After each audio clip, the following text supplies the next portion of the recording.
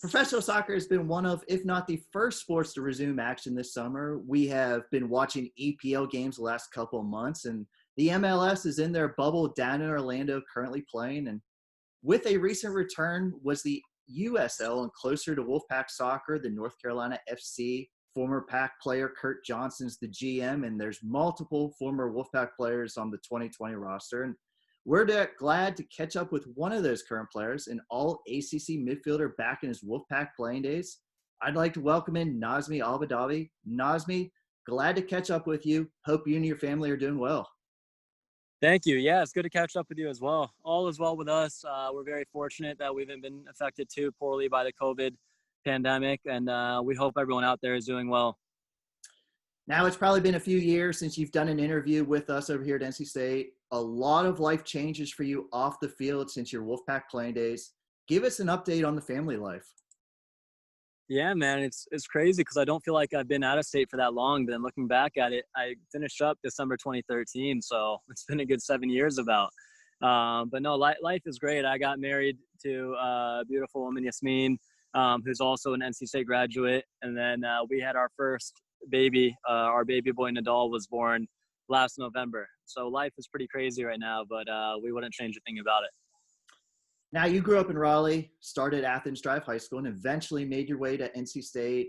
You started your career with the Pack playing for Coach George Tarantini, and unfortunately, we lost Coach a little bit over a year ago. And everybody that came to an NC State game knew what a character he was on the field. Can you speak about what he meant to you off the field? Yeah, for sure. So Coach Tarantini is a legend. I mean, everyone knows him.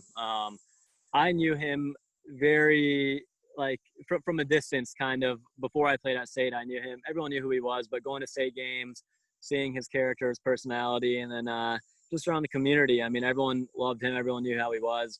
Playing for him, my experience was a little bit different as I was a walk-on. I was a walk-on to the team, and it's funny because everyone's kind of intimidated by Coach Tarantini, especially when you're a freshman on the team. It's your first year with the team. And, man, I loved him because the one thing I took away from Coach Tarantini, and we all took away, was how much he cared for his players. And for me, even being a walk-on on the team, of course, he'd be hard on the players sometimes, as any coach would be. But deep down, I mean, you really knew how much he cared for you. You knew that he'd stick up for his players no matter what the situation was. And I felt that way as a walk-on too, which I think is pretty rare to feel that way from a coach. And so I'm very grateful that I had the opportunity to work with Coach before he retired. And I hope, and I know how many lives he's touched and everything. And so I think it speaks loads for his character and how much he was loved. You've been playing professionally since 2014, mostly here in Raleigh. What do you think of the program now here at NC State under Coach Kiefer and his staff? Yeah, Coach Kiefer's done an amazing job. Obviously, I didn't know much about him while he was at USF, but then he had a good resume there and deservedly made the move here to NC State. And you know what? I've been in there a few times, just talked with him and his staff just to get to know them. And they're doing an amazing job. The players I speak to at State all love playing for them. Obviously, they've been getting great results and making the tournament consistently where NC State belongs. They belong right up there with the top teams in the country, and Kiefer's doing a great job of that. And I've known Coach Nagalia for a little while now, a little bit longer than I've known Kiefer because he was at UNC before, and my old club coach coached at UNC too. But no, Coach Kiefer, I can't speak highly enough about him. I know he does a great job, and so I'm excited to see where the program continues to move with him in charge. Moving into your professional career after months away from the game, you and North Carolina FC made a return to the pitch recently as your season finally got started back up. How was it to step back onto the soccer field and just play a game?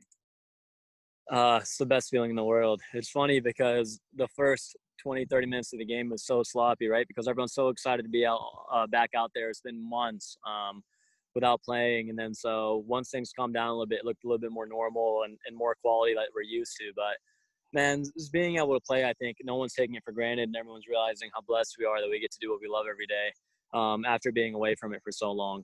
So, no, we can't complain, thankfully. During the whole getting back to action, I saw a couple of interviews you did. Certainly seemed it wasn't as easy as just going out and playing the game of soccer.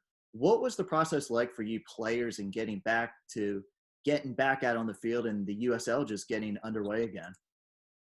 Oh, wow. It was a lot of, I mean, there was a lot of points where we didn't think we were going to have a season.